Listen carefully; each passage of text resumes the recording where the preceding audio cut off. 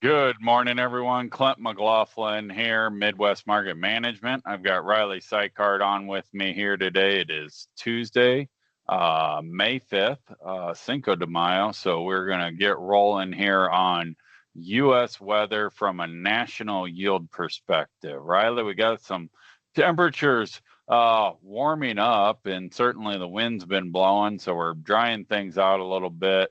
Looks like the western belt kind of stays dry, and we're back to the eastern belt that was so worried about drought is now kind of trying to miss some rains to get some planting done. Yeah, they did their rain dance a little too hard. Now they're getting more than they bargained for. So It happens. yeah, happens to all of us. First thing I got here today, some updates that came out yesterday afternoon, planting progress.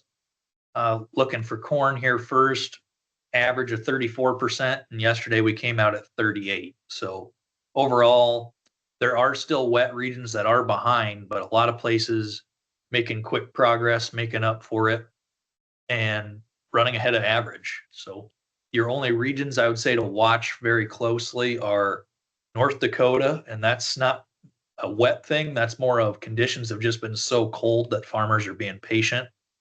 And Wisconsin, you're kind of in the wet pocket there, Clint. So And cold. fun little combination for you, isn't it? We are rolling pretty hard this week, though. I was doing some driving around more north of here, but if they're going north of here, then south of here should be going too. And I actually saw the first field planted, the first field I saw planted on Sunday. Gotcha. And I'm putting it all together. If you put it into a national yield perspective, this crop sure seems like it is going to be getting in the ground in a fairly timely way. So the markets have been responding positively to the geopolitical news, but on the fundamental side of growing a crop, we're off to a pretty solid start. And I'd say that goes hand in hand with the beans as well. 10% ahead of average. I still say that USDA numbers for beans will continue to run ahead of a 5-year just because more people switching to planting beans first, or more and more bigger farmers that are planting both at the same time too. Yeah.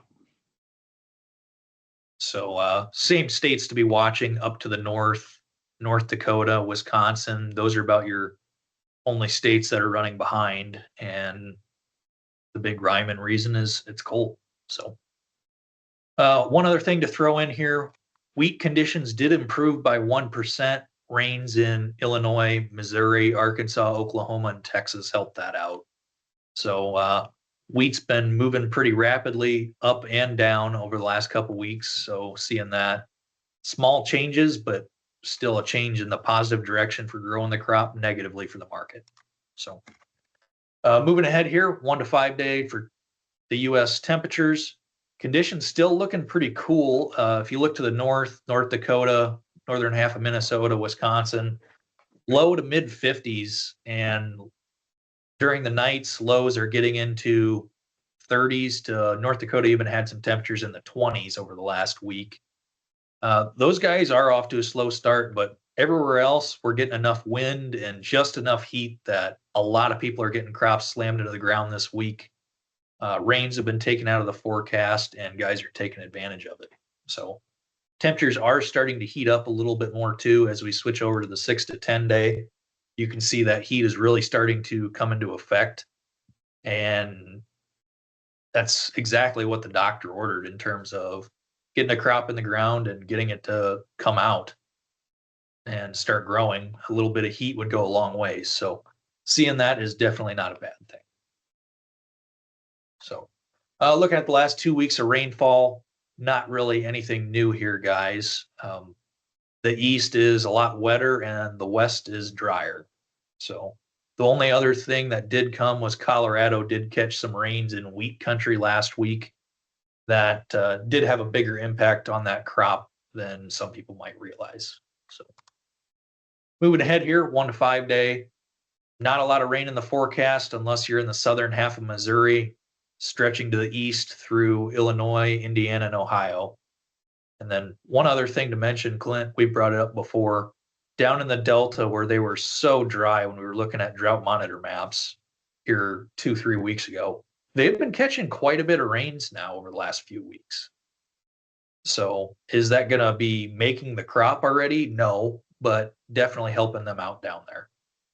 Yeah, it's absolutely going to be exactly what they needed. And, from a national yield perspective, we do tend to get caught up in Iowa, Illinois, Minnesota, Nebraska, but growing players down there equally as in the Dakotas, so these guys are putting some acres in and some yields up. Farming practices are improving.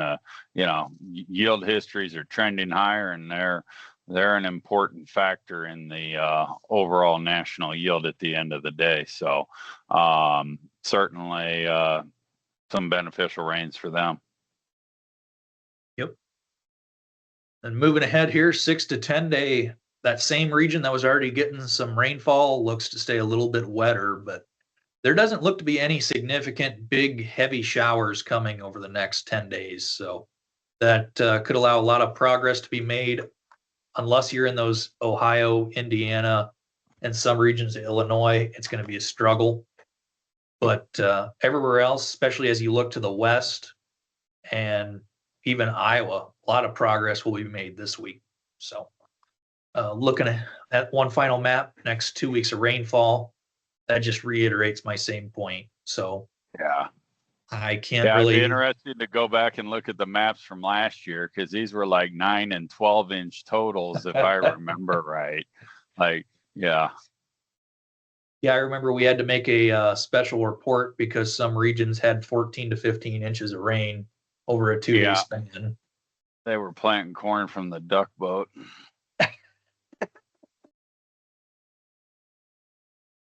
Oh, yeah, certainly different start to the year than last year. That's what makes this game exciting, Riley. No 2 years are the same. And from a national yield perspective, I'm struggling to find a reason why we would not be able to achieve a record yield at this stage of the game. I mean, I'm not calling for record yields. I'm saying it's on the table. Agreed.